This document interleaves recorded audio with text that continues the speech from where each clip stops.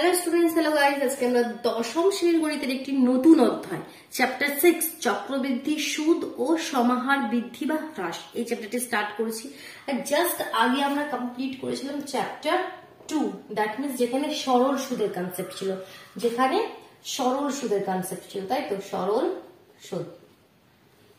তো সরল সুদ আর চক্রবৃদ্ধি সুদের মধ্যে ডিফারেন্সটা বুঝতে হবে। কিন্তু চক্রবৃদ্ধি সুদের মধ্যে কি হয়, একটা ফর্মুলা আছে, সেই ফর্মুলা লাগালে সমস্ত কোয়েশ্চেন হয়ে যাবে, বাট সেটা করে কোনো লাভ নেই। ঠিক আছে, সেটা করে কোনো লাভ নেই। আগে কনসেপ্টটা বুঝতে হবে, ডিফারেন্সটা বুঝতে হবে। তো তার জন্য আমি তোমাদের জন্য 10 মিনিট সময় নেবো তোমাদের থেকে। সেই 10 মিনিট আগে আমি ব্যাপারটা পুরো তোমাদের কাছে ক্লিয়ার করবো, বোঝাবো, তারপরে আমি কোয়েশ্চেন স্টার্ট করবো। তো চক্রবৃদ্ধি সুদ আর সরল সুদের মধ্যে কি ডিফারেন্স, প্রথম কোয়েশ্চেনটাকে পড়ো। বলছে আমার কাছে 5,000 টাকা আছে। তো আমরা সরল সুদের ক্ষেত্রে কি ফর্মুলা শিখে এসেছি, কি I is equal to P/R/100। ঠিক, সরল সুদের ক্ষেত্রে বলছি। তো এখানে বলছে 5,000 টাকা আছে, সেটা principal. P is equal to বলছে কি 5,000 টাকা। ঠিক, খুব ভালো কথা। আমি ওই টাকা একটি ব্যাংকে 8.5% চক্রবৃদ্ধি সুদের হারে, ডিফারেন্সটা শুধুমাত্র এখানে পাবে। এখানে সুদের হারটা 8.5%। আগের কোয়েশ্চেনে চ্যাপ্টার 2 তে আমাদের লেখা ছিল সরল সুদের হারে, এখানে একটা নিউ ওয়ার্ড এখানে ইনক্লুড হচ্ছে, সেটা হচ্ছে চক্রবৃদ্ধি সুদের হারে, আর কিছু না। এখানে সুদের হার 8.5%, বাট চক্রবৃদ্ধি সুদের হারে জমা রাখলাম। 2 বছরের শেষে সুদে আসলে কত টাকা পাবো লিখতে হবে। তাহলে সময়টা বলছে 2 বছর, টিটা বলছে 2 বছর। ঠিক, তাহলে সুদে আসলে কত টাকা পাবো। এই কোয়েশ্চেনটাই যদি আমাদের সরল সুদে থাকতো, তার মানে কি হতো, যদি সরল সুদের হিসেবে থাকতো আমরা কি করতাম, সিম্পল এখান থেকে আমরা ইন্টারেস্টটা বের করে নিতাম। আই কি হতো আমাদের, P/R/100, পয়েন্ট সরিয়ে দিলে আর একটা জিরো, এটাই তো আমাদের নিয়ম ছিল, P/R/100। তো এখান থেকে যদি তিনটে জিরো কেটে দাও, 85, 2 আর 5 কে গুণ করে দিলে কত হয়ে যাবে, গুণ করে দিলে তাহলে কত পাবে, 5 দুগুণে 10 আর এখানে 85, তার মানে 850।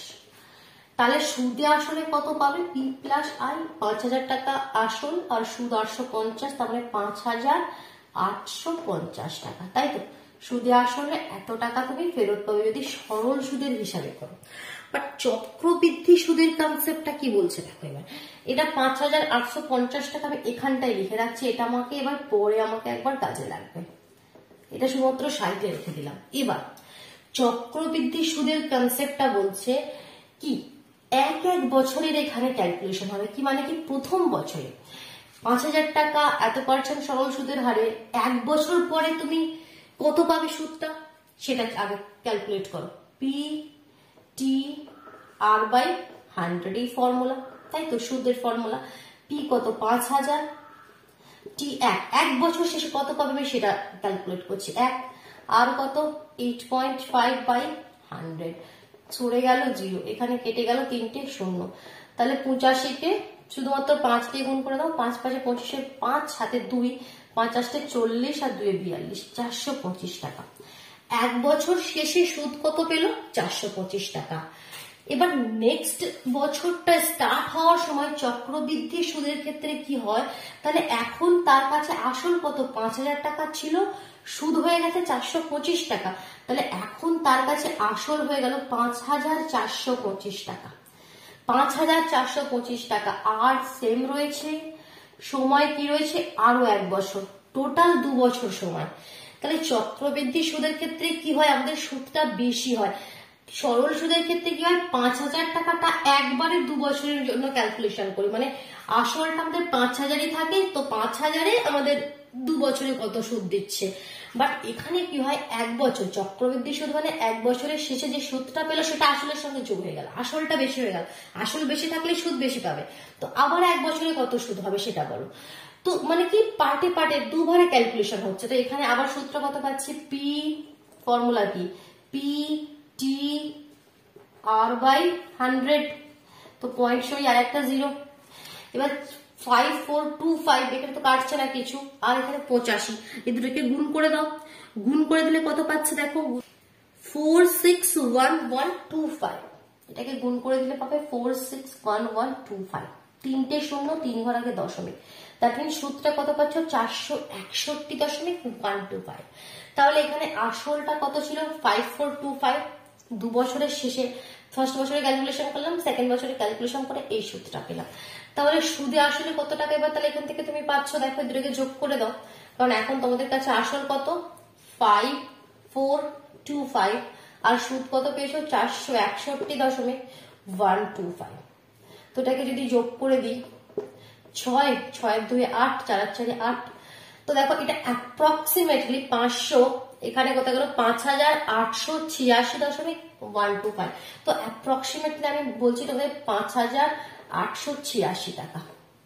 সুদে আসলে কত পেলে 5886 টাকা। তো দেখো ডিফারেন্সটা দেখো, সরল সুদে 5850 টাকা পাচ্ছিলে, একই টাকা রেখেছিলে তুমি 5000 টাকায়। যদি সরল সুদের কনসেপ্টে হিসাব করো তাহলে 5850 টাকা, কিন্তু চক্রবৃদ্ধি সুদের হিসাবে যদি ক্যালকুলেশন করো 5886 টাকা। দেখতে পাচ্ছ তাহলে ডিফারেন্সটা কত। তো কারণ কি চক্রবৃদ্ধি সুদে আমাদের সুদটা বেশি পাচ্ছি, কারণ কি প্রতি বছরে আমাদের যে প্রিন্সিপালটা সেটা তো বেড়ে যাচ্ছে, কারণ ফার্স্ট বছরে যে সুদটা পাচ্ছি সেটা আমাদের প্রিন্সিপালের সঙ্গে যোগ করে দিচ্ছে। এখন আসল এত, আবার 1 বছরে সুদ কত পাবে, ঠিক আছে। তো এটা হচ্ছে চক্রবৃদ্ধি সুদের কনসেপ্ট। এবার চক্রবৃদ্ধি সুদের ক্ষেত্রে যদি তোমাদেরকে বলে কি 5 বছর পরে কত পাবে, তো 5 বছর পরে কি তাহলে 5 বার করতে হবে, তো এটা তো পসিবল নয়। তাহলে তো সমস্ত কোয়েশ্চেন অনেক লেন্দি হয়ে যাবে, কি প্রতি বছরের জন্য বারবার যদি করি। তো তার জন্যই চক্রবৃদ্ধি সুদের ক্ষেত্রে একটা আমাদের ফর্মুলা তৈরি হয়েছে। তো সেই ফর্মুলা ইউজ করলে কি করব আমরা, ইজিলি পেয়ে যাব। এটাকে যদি আমরা এরকম যদি কোনো 5 বছরে, তো 5 বার করে যে অ্যান্সারটা পাবো, আর চক্রবৃদ্ধি সুদের ক্ষেত্রে যে ফর্মুলাটা ইউজ করে পাবো সেটা কিন্তু একই পাবো অ্যান্সারটা। এটা কি হবে, একটা লেন্দি প্রসেস, বারবার করতে হবে, যার জন্যই ফর্মুলাটা তৈরি হয়েছে, আর কিছু নয়। এটাও আমাদের সঠিক অ্যান্সার পাবো, বাট ওটাও সঠিক অ্যান্সার পাবো।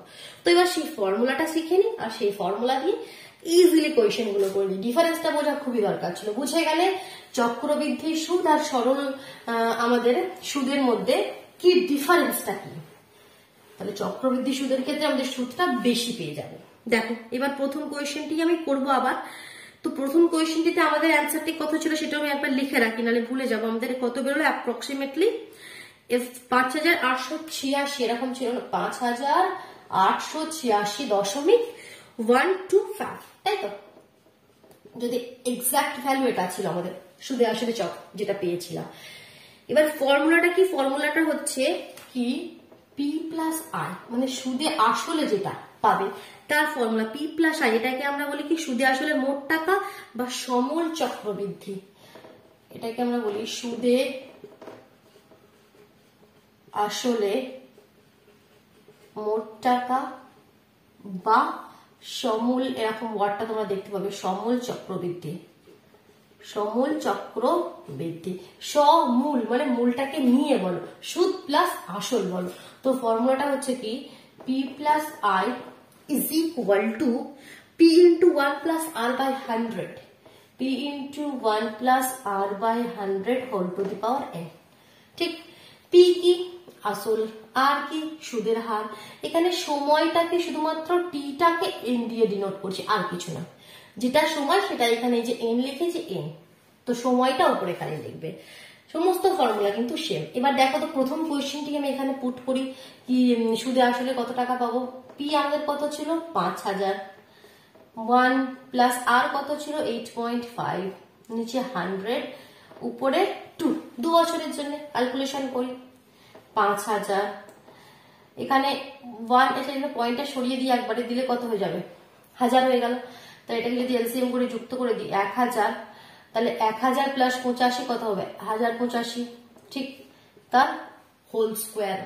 এটার মানে কি, এটার মানে কি 5000 গুণিত হোল স্কোয়ার, মানে কি এই জিনিসটা দুবার লিখতে পারি 1085 বাই 1000 ইন্টু 1085 বাই 1000। যখন সময় 3 বছর থাকবে 3 বার লিখবে, ঠিক। এবার এটাকে আমরা কাটাকুটি করি, কাটাকাটি করলে দেখো এখানে 3টে জিরোতে একদমই চলে যাচ্ছে, ঠিক। এবার আমি আর কাটছি না, এখানে আমি কাটতে পারতাম 5 দিয়ে, বাট কাটছি না। কাটার থেকে এই 5, 1085 আর 1085কে গুণ করে দাও, যেটা অ্যান্সার পাবে তার 3টে সংখ্যাকে কি করবে দশমিক বসিয়ে দেবে। তো গুণ করলে আমরা কত পাবো দেখো আমরা গুণ করো, তো এখানে গুণ করলে আমরা ঠিক এই নাম্বারটাই পাবো, 588612 তোমরা গুণ করে দেখো, এক্ষুনি দেখো।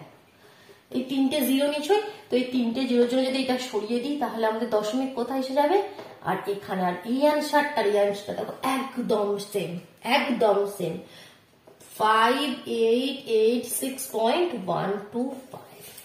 এটাকে আমরা অ্যাপ্রক্সিমেটলি অনেকে লিখে থাকে এই 5886.12টাকে 13 হয়ে যাবে, কারণ 5 থাকলে এর সঙ্গে 1 যুক্ত হয়ে যায়।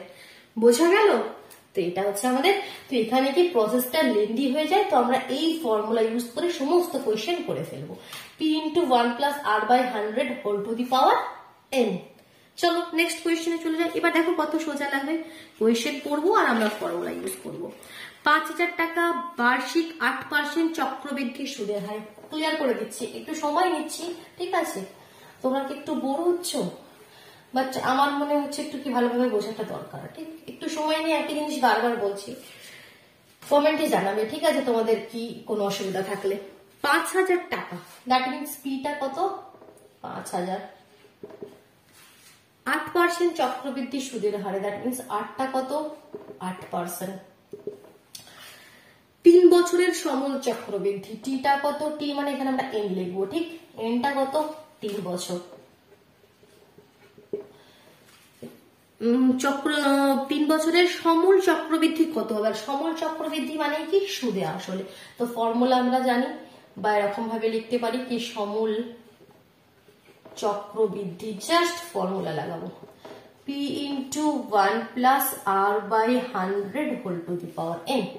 p মানে কত, 5000, 1 plus r মানে 8 by 100, ওপরে 3, ওপরে 3, তাহলে 5000, এখানে 100, এখানে 108, ওপরে 3, ওপরে 3 মানে কত, তাহলে 3 বার লিখি, 5000 গুণিত 108 by 100, 108 by 100, 108 by 100, 3টে শূন্য, 2টো আর একটা, 3টে শূন্য কেটে দিলাম, 2টো শূন্য একটা 3টে, মানে 1000 নিচে পড়ে আছে, থাক।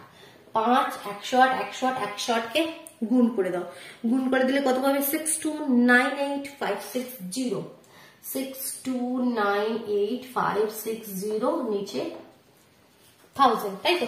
6298560, তো 3টে ঘর আগে দশমিক করে দিলে কত পেয়ে যাচ্ছ, 6298, এখানে দশমিক করে দেবো না, তারপরে 560, এত টাকা। সমল চক্রবৃদ্ধি এত টাকা। ক্লিয়ার? চলো 3 কোয়েশ্চেনে চলে যায়। গৌতম বাবু 2000 টাকা, এবার আমি তো এত লিখবো না, বলেই দিচ্ছি 2000 টাকা। এবার এখানে আমি শুধুমাত্র কারেকশন করছি, মানে নাম্বারগুলো চেঞ্জ করে দিচ্ছি। 2000 টাকা বার্ষিক 6% চক্রবৃদ্ধি সুদের হারে, এটা বলছে 6, এটা বলছে 6টাকেও ভালো করে লিখলাম না, মানে যাচ্ছে তাই 6, ঠিক? বছরের জন্য বলছে 2 বছর, সময়টা বলছে 2 বছর। গৌতম বাবু 2000 টাকা বার্ষিক 6% চক্রবৃদ্ধি সুদের হারে 2 বছরের জন্য ধার নিয়েছে।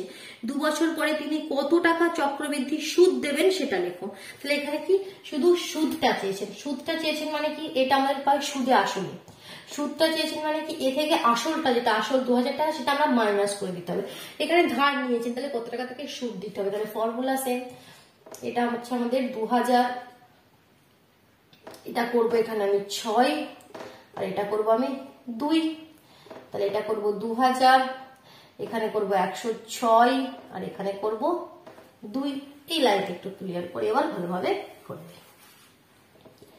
2000, এখানে কত হয়ে যাবে, 106 এর 100, 106 বাই 100, 2টো একটা 3টে শূন্য কেটে গেল, একটা মানে 10 আছে, 2, 106, 106, 3টেকে গুণ করে দিই, 3টেকে গুণ করে দিলে কত পাবে, 22472, 22472, একটা সংখ্যাকে দশমিক, তাহলে 2247.2।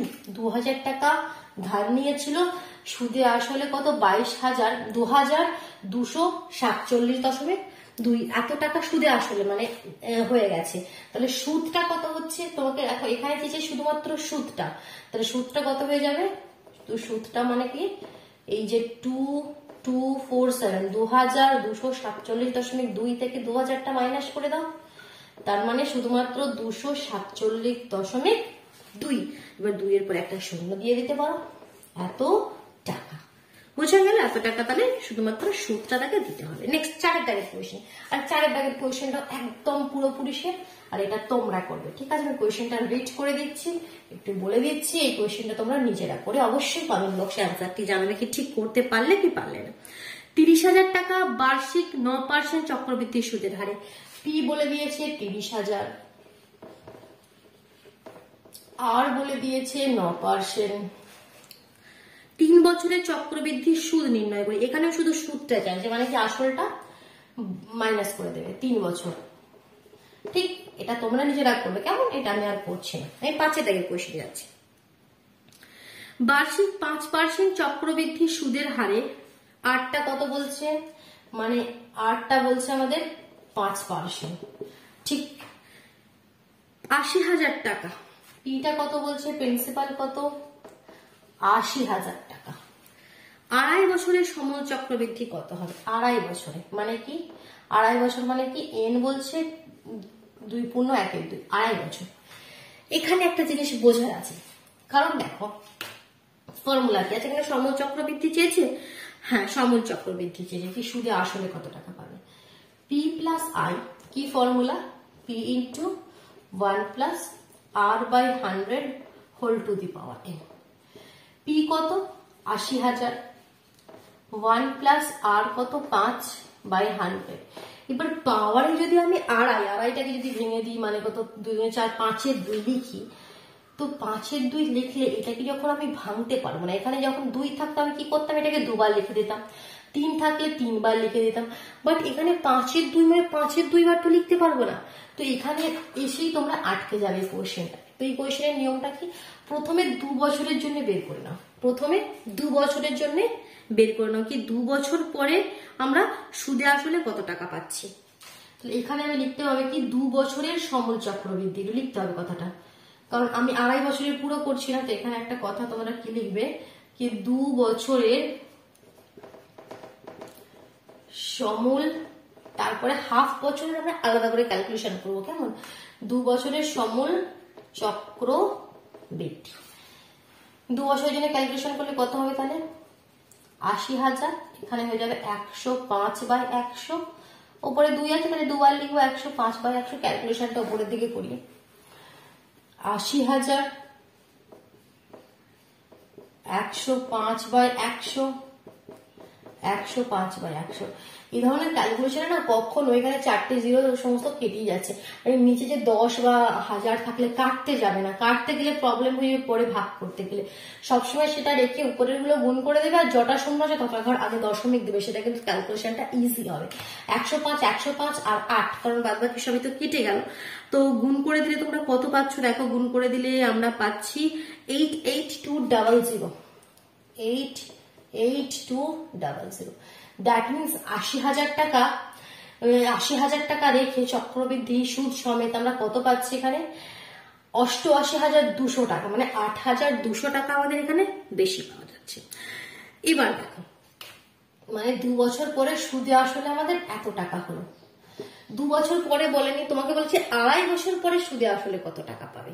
এটা 2 বছর পরে সুদে আসলে এত টাকা পেলাম। তাহলে দেখো এবার আমরা সেই কনসেপ্টটা লাগবো, পুরনো কনসেপ্টটা কি, PTR/100। 2 বছর পরে আমাদের চক্রবৃদ্ধি সুদের কনসেপ্টটা কি, যদি আমরা যে নর্মাল নিয়মটা আমি শিখেছিলাম কি, প্রথমে 1 বছরের জন্য করলে যে সুদটা পেলে সেটা আসলের সঙ্গে যুক্ত হলো, যুক্ত হয়ে সেটা আমাদের আবার আসল হয়ে গেল, আবার 1 বছরের জন্য করলে যেটা সুদটা পেলে সেটা আসলের সঙ্গে যুক্ত হয়ে গেল, এখন এটা মূলধন হয়ে গেল, তার মানে সুদে আসলে এখন এটা হয়ে গেল। এই পয়সাটা আবার অর্ধেক হাফ বছরের জন্য কাটবে, তো হাফ বছরের জন্য আমরা সিম্পল ফর্মুলাতে আমরা করে ফেলি। তাহলে দেখো বাকি হাফ বছরে আমাদের সুদটা কত পাচ্ছি, এটা ক্লিয়ার করে দিচ্ছি। তাহলে দেখো হাফ বছরে সুদটা কত পাচ্ছি সেটা বের করে নিই। হাফ বছরের সুদ হয়ে যাচ্ছে PTR/100। পি কত আমাদের, কত ছিল 80,000, 80,000 নয়, এখন আমাদের কত হয়ে গেছে 88,000। এটা একটু লক্ষ্য করে লিখতে হবে, কারণ পি আমাদের হয়ে গেছে 2 বছরের শেষে 88,000 টাকা, 88,200 টাকা ইন্টু টি কত, হাফ বছর, আর কত, আর যেটা ছিল 5/100, দুটো শূন্য কেটে গেল, 2 দিয়ে 4, 4 1, তাহলে কত হচ্ছে, 5 একে 5, 4 5 20, শূন্য হাতে 2, 4 5 20 আর 2 22, দ্যাট মিনস 2205 টাকা। তাহলে হাফ বছর পরে আরো সুদ হিসাবে কত পাচ্ছি, 2205 টাকা। তাহলে টোটাল আড়াই বছরে কত পেলাম, এখানে আমাদের হয়ে গেছিল 88,200 টাকা, 88,200 টাকা সুদে আসলে হয়ে গেছিল, আরো এক্সট্রা পাচ্ছি 2205 টাকা, 5 0 4 10, তাহলে কত পাচ্ছি, 50,000, 50,000 নয়, 90,000, 88 হাতে 1 9, 90,405 টাকা। তাহলে 80,000 টাকা রেখে 90,405 টাকা আমরা পাচ্ছি আড়াই বছর পরে। বোঝা গেল? ক্লিয়ার হলো? আজকে আর কোয়েশ্চেন করছি না, কোয়েশ্চেন নাম্বার 5 পর্যন্তই থাক। নেক্সট আমরা কোয়েশ্চেন নাম্বার 6 থেকে স্টার্ট করবো। কেমন ভালো লাগলো বুঝতে পারলে অবশ্যই ভিডিওটিকে লাইক করে দিও, নিজের বন্ধুদের মধ্যে শেয়ার করে দিও। যদি চ্যানেলে নতুন হয়ে থাকো চ্যানেলটি সাবস্ক্রাইব করে বেল আইকনটি প্রেস করে নিও, তবেই কিন্তু তোমরা ঠিক সময় মতো নোটিফিকেশন গুলো পাবে। কেমন? আর অন্য যদি চ্যাপ্টারের ভিডিও চাও তোমরা তাহলে চ্যানেলে ভিজিট করে প্লেলিস্ট চেক করে নাও, অথবা এই ভিডিও ডিসক্রিপশন বক্সেও আমি সমস্ত চ্যাপ্টার ওয়াইজ যে চ্যাপ্টারগুলো অলরেডি আমাদের করা হয়ে গেছে তো তাদের লিঙ্ক দেওয়া রয়েছে, যেগুলো হয়নি সেগুলো এখনো লিঙ্ক তো পাবে তোমরা ধীরে ধীরে, যখনই একটা করে হচ্ছে আমি একটা করে লিঙ্ক সেখানে অ্যাড করে দিচ্ছি। কেমন? তো চলো তাহলে টাটা।